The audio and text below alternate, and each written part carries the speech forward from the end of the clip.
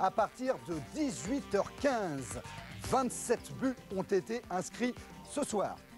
Pour la formation de Gérard Gilly, le premier avait été un beau succès obtenu à Strasbourg, Metz-Montpellier, Bruce Toussaint. Pluie, vent et même neige, des conditions difficiles pour ce match et une première occasion après un quart d'heure de jeu. Une ouverture de Serezzoum pour Ndiaye. Ndiaye qui se retrouve au milieu de 3 défenseurs montpelliérains. Mais son tir est trop mou pour inquiéter Barabé. Montpelliérains et Messins font jeu égal, un jeu souvent terne et peu inspiré. Même si Lefebvre tente sa chance, Der Zakarian se jette, mais la balle est sauvée. Songo n'est pas content, les spectateurs non plus. Cette première période a été particulièrement insipide. Au retour des vestiaires, les Messins semblent plus déterminés. Séchel lance Ndiaye dans l'axe, poursuivi par Alicart. Il parvient à tirer, mais ça passe à côté. Ndiaye bien seul en attaque ce soir, en l'absence de Zitelli blessé. En face, Diver et Hasanovic sont également absents. Cela n'empêche pas Alicart de partir sur le côté. Il centre sur la tête de Sanchez qui marque. Montpellier ouvre le score après 50 minutes de jeu. La percée d'Alicart est décisive. Son centre également. Et Christophe Sanchez place une tête qui trompe complètement Songo.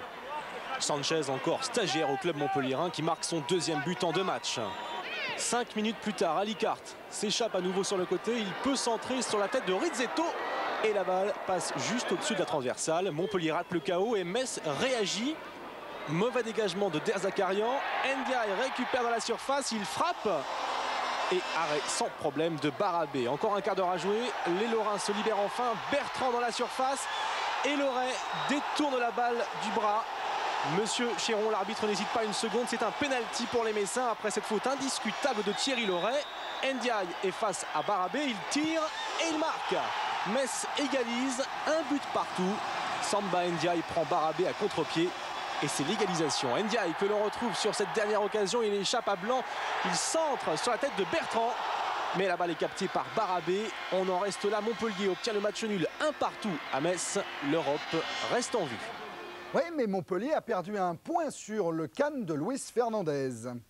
Victoire à l'extérieur pour cette 34e journée. PSG Monaco, 17 avril, 18h15, direct sur Canal+. Alors, au classement, la barrière délimite les candidats à l'Europe ou les postulants à l'Europe. Paris Saint-Germain, 5 points d'avance sur Marseille avec un match en moins. Auxerre a pris la 3e place, mais Nantes est également passé devant Bordeaux.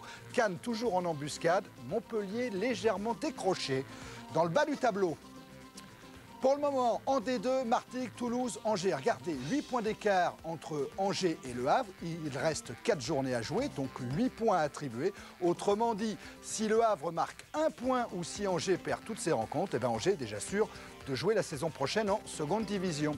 Classement des buteurs, Djorkaeff jouera dimanche prochain. Wedek n'a pas marqué. Arrivée de Roger Boli, 16 buts. Programme, vendredi 22 avril, là c'est la 35e.